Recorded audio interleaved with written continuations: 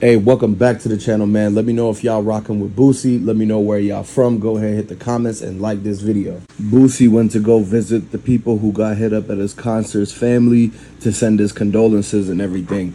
He pulled up to them and he apologized. He didn't mean for any of that to go down, at his concert. Boosie was just trying to put on a show. He was just doing what he was booked to do.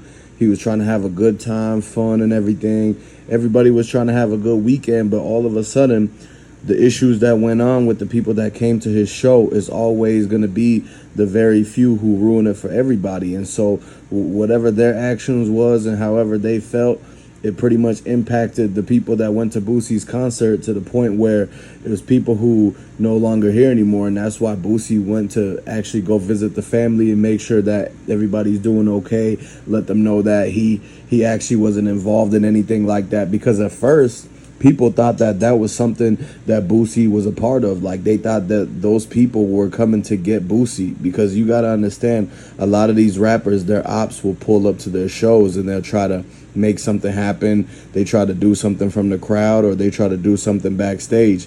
And it happens to Moneybagg Yo's concerts. It happened to Yo Gotti's and Finesse 2 Times and so many more other rappers. And so this is another situation where things went down and it looked like, once everybody heard the shots, they got down and they started running and evacuating.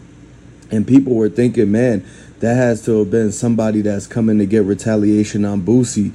Maybe from the Duke the Jeweler incident, maybe from Mo 3, maybe from lilboosie. It's a lot of different things that they were thinking Boosie could have had somebody looking for him.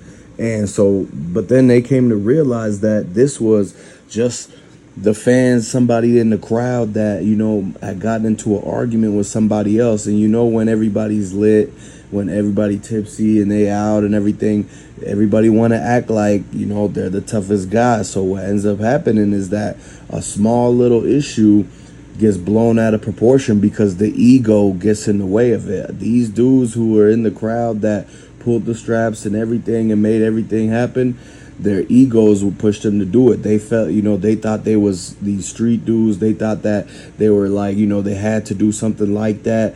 And they don't, at this day and age, they don't even throw hands no more, nothing. They can't even square up man to man no more. So they have to go straight because they know they'll lose. They have to go straight to grabbing the strap. And so this was a situation where the security should have been on point a lot more. They should have never let the dude in with the strap. Like, that's why they have metal detectors.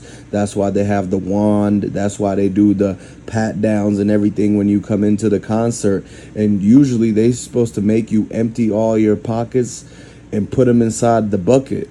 And then they put the bucket through the metal detector and they make you go through the metal detector. And then if you pass on the other side, if the metal detector shines the green light, that means you're good to go. If it says it's a red light on the metal detector, that means you still have something on you. And a lot of times it's somebody's belt or change or something like that. So however it was, the dude who had the strap must have finessed and convinced the security to get in through. Like, he either went through a side door, maybe a friend let him in, like that knew a side entrance, or he must have went right through the metal detector. But basically he told the security that the thing that kept making the metal detector go off was his belt or change and not actually the strap. They never patted him down like enough to find it and everything. And so this is what the family of the people who went to the Boosie show, they're trying to figure out how this all happened. And they have to think about the fact that, how did this dude get in the venue, get into this place that's supposed to be secure? How did he get through past the security guards with his strap? And that's what everybody's trying to figure out. They rewind all the camera footages and they're trying to figure out where this dude came from, what kind of car they pulled up in and everything like that. And, for them, the security had to have been lacking, but at the same time, too, you got to remember, it's thousands, hundreds of people coming to the show. The security can only do so much. Out of all those people, there's going to be a few of them that slip through the cracks. And this was one of the ones that did. And so they don't know if the security was in on it. I doubt the security was in on it because they didn't get nothing from this. They didn't get paid or anything like that. To, like, nobody snatched the chain or anything. And so it was basically the dudes just getting into an argument, and it must have been their ops, or they must have been from opposing cities or something like that. And you know, you never know what they're involved in the streets. They could have been from opposite groups, and that's what pushed it to make them do what they did. But at the end of the day, man, this should have never happened. This could have been avoidable if they would have had more security and more enforcement, you know, people going through the crowd making sure.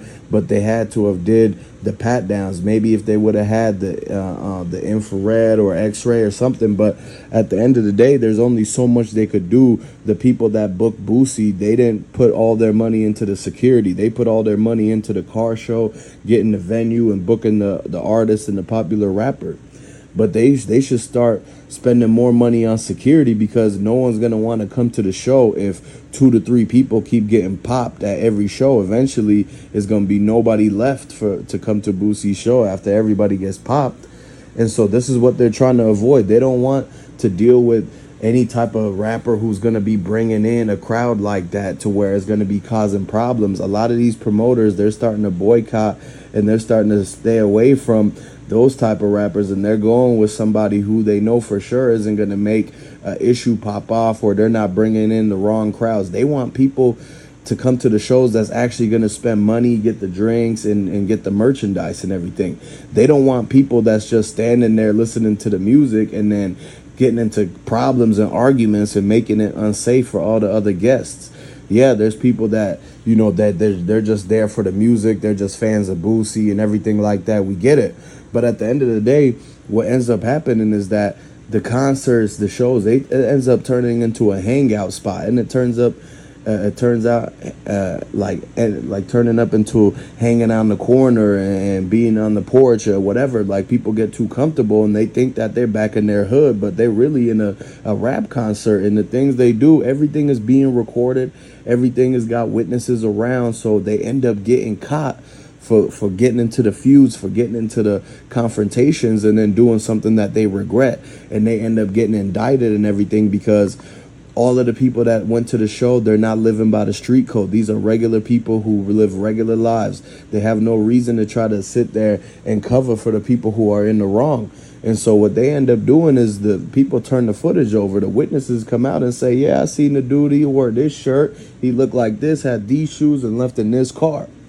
And the people who keep bringing the problems to the shows, they're getting exactly what they deserve, because nobody should sit there and try to cover them or anything like that. And basically, at the end of the day, it's like if everybody just sits back and doesn't actually acknowledge the fact that they got to change everything that's going on with like these people coming to the concerts, and they're not getting searched good enough, the security's lacking, there's so many things to go wrong. And so that's why at the end of the day, people are just not even going to the concerts no more like that, because after one after another, they get to realizing that, you know what, it's just not even worth doing that because of all the risks that people are taking. They might as well just kick back and chill and watch it on TV or something like that. But, you know, you have to realize people want to pop out. They want to be in the limelight. They want to be going to the club. They want to be doing all this and that and the extra. And so, but they got to keep in mind that the people that are coming there too, they might be on a whole nother type of mission. Everybody got a different motive. Everybody moving differently. And so it's always going to be people who are going to try to ruin it for the rest of them. But you got to keep in mind that you got to basically keep your head on the swivel. Make sure you're not, like, you know, if you do go to the concerts, you got to make sure to know what you're getting yourself involved into, because things could go down at any minute. Rappers got the most dangerous jobs, and that's what people keep saying. And so with that means that the fans going to the rapper shows too, they actually at risk just as much as the rapper, because anything could go down at any minute. This is the type of energy that people are keeping around them, and so no wonder why this keeps on happening. But basically, Boosie went to go and give his condolences to the family because he feels bad that this had happened, and so he felt like he had to go at least show his face and try to hug them and shake their hands and say, you know what, I'm sorry this happened, but we're going to make sure to beef up the security next time. So let me know what y'all think about all this. If y'all Boosie fans, let me know where y'all from.